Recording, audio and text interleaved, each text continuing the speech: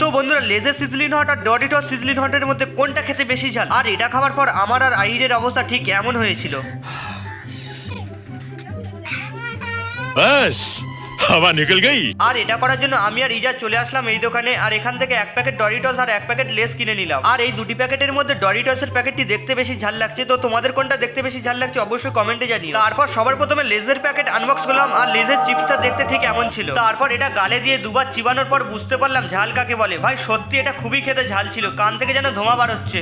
দেন সেটা খাওয়া কমপ্লিট করে ডরিটস সিজলিন হট আনবক্স করলাম, আর এটা দেখতেই ভাই ভয়ঙ্কর ছিল, লাল টকটকে। তারপর এটা ভয়ে ভয়ে গালে দিয়ে দিলাম।